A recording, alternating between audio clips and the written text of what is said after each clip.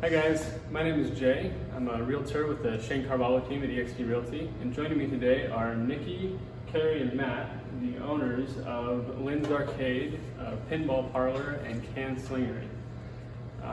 These guys are awesome. This is a really cool spot here, and that last year they won. It was last year, right? That you guys won the small business plan in Seaside Award, right? Yeah, awesome. And that helped by 3 games, you said, Matt? I believe we got 3 games out of that. Depends on how you decide to move the dollars from one thing to another. It was either 3 games or a van and a dolly, and it kind of depends on how you look at the dollars. Okay.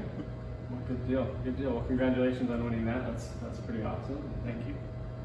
So tell us a bit about Lynn's Arcade and kind of what you guys have going on here. Well, we're a pinball parlor and a can slingery. It's named after my father. He's the one that got us started. He gave us a facility to run league out of at one portion in our league existence. So we really started as a pinball league, and he helped facilitate that for a portion of time. So in the 7 years of being a league, we found a lot of folks that liked pinball, found out they also liked beer like us, so decided we would put the two together here. All right. Cool. Cool. And so were you guys all part of the league then? Okay.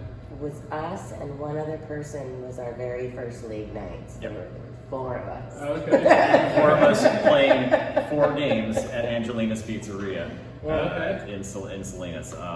And we actually stayed there for quite some time, but we outgrew the place pretty quickly.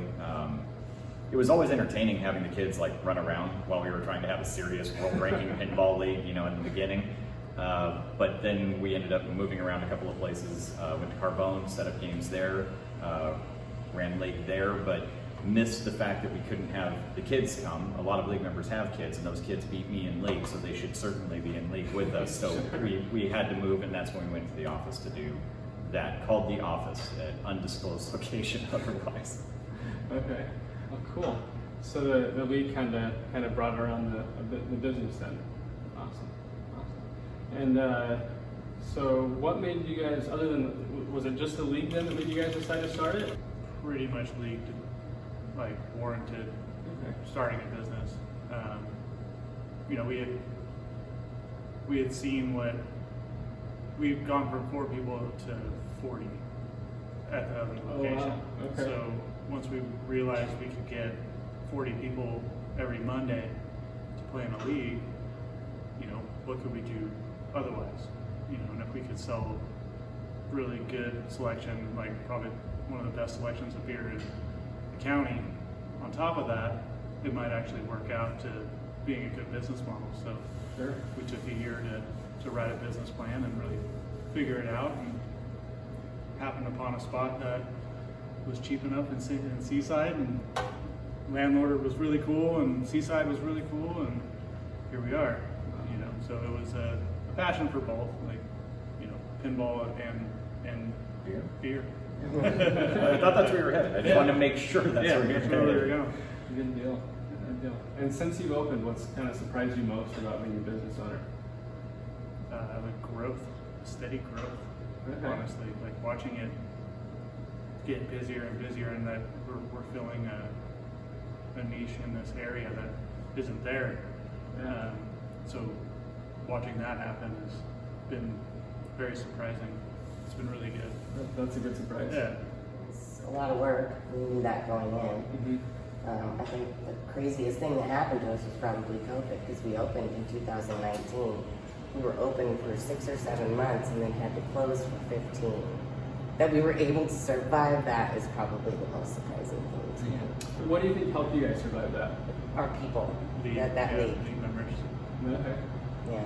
Cool. We rented out games on a monthly, so we pay about around $325. We deliver the game to your house, set it up in your living room, and you keep it for a month on free play. And then every Saturday we would just rotate.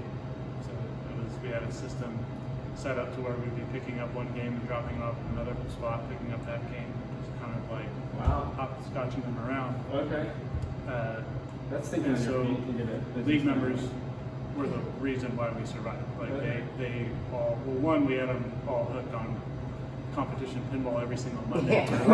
Right. Then all of a sudden, it's gone. Nothing. And they were like, I gotta have my pinball. So we supplied that for all our league members. And I heard that we helped bring some marriages closer together and some further apart. The competition can really do some interesting things for folks. But no, by and large, it was great. Showing up and seeing the huge smiles from the family, you could tell that they were going to have fun, and they were ready to have fun and looking forward to it. It became a lot because we had upwards of 20 games out on a month, so doing in my pickup truck, we could get like 2, maybe 3 games, but it takes a lot of manual effort, a lot of lifting. Oh yeah, using a regular dolly like we bring the beer in on, using that to go up flights of stairs. That Yeah, sounds like fun. it was an immense weekly amount of effort. workout. Oh, yeah, it was actually working out. But we then ultimately bought a van and a dolly that's an automatic stair climbing dolly. Took all of the effort off of our bodies so we could go back to being lazy slobs, and we were able to move like 8, 9, 10 games in a day. Oh, okay. As opposed to the few that we had to really sweat to get through. So yeah, it was a lot of fun though. Good experience. Cool. I mean, it allows us to deliver games to parties, makes that a lot easier. When we service games, which is hard for us to find the time to do it, when we do find the time to do it, if it's something that's major, then we can take their game very easily here to do the service work and then bring it back. Sure. It's easier on the games too. It's not being them up as much. Like, so sliding them into the back of the pickup truck as opposed to bringing them upstairs with the dolly and putting them in the van gently. Yeah. Sliding them into the wall. Less wear and tear on that. It makes everything feel a lot smoother, and you know that they're not going to look at it and go, so where did the scratch come from? So we can avoid those conversations. Okay. We've learned through scratching our games, so now we can move theirs nice Without scratches. Without scratches. What are some of your goals for next year then? I think that we had goals to do some things to grow what our business is currently and what we could do. And COVID kind of closed the door on those for a period of time. I think that we're going to try and look for ways to do some of what we wanted to expand into.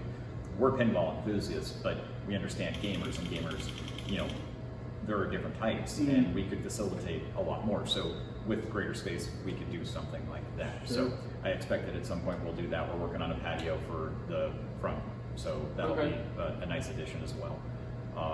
And continuing this brewery direct model, being able to get beers that most people can't get, like Sante Dairies, amazing stuff.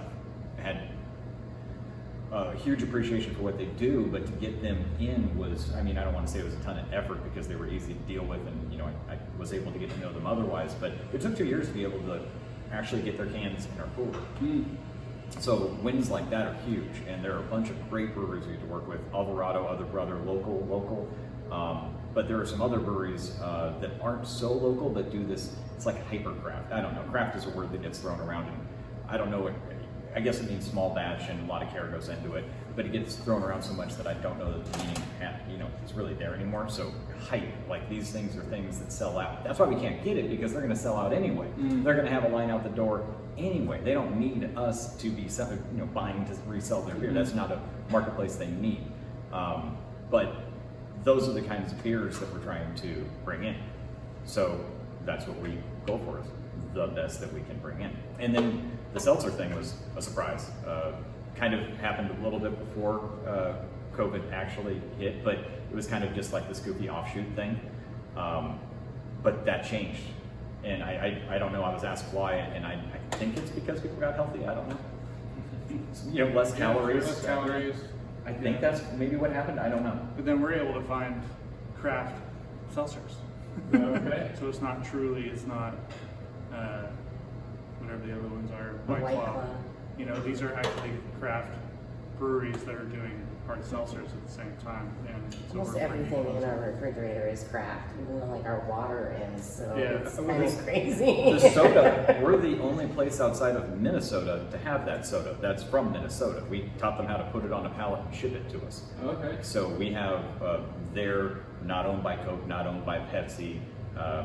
Small group opened in 2017 that has this like old school aesthetic and all natural sugar, if I didn't say that. So it's good product stuff, and we can say that it's from someone that cares. even though you can come here and have a beer and be an adult, it's an all ages establishment. Okay. We want the kids to have fun here too. So that's why we have like little stools under all the games. The short ones can pull them out and still see over the game. Sure. And we do get a lot of kids in here. Good. And that's really cool. A lot of families. Okay. So that the parents can still maybe have an adult beverage, the kids can have a soda, everybody has a lot of fun. Sure. What's your guys' favorite part about being part of the community on the peninsula? Seeing families walk through that front door and watching grandpa be like, oh, that game, and then seeing the little one who's never seen a game before in their life and watching that connection. That's one of the coolest things to see, bring families together like that. Okay. Seeing that happen is really, really fun. And this is a really beautiful area, so it's not hard to want to be part of this community. But I think it's really interesting that, I've said it before, even just in league, we get all walks of life.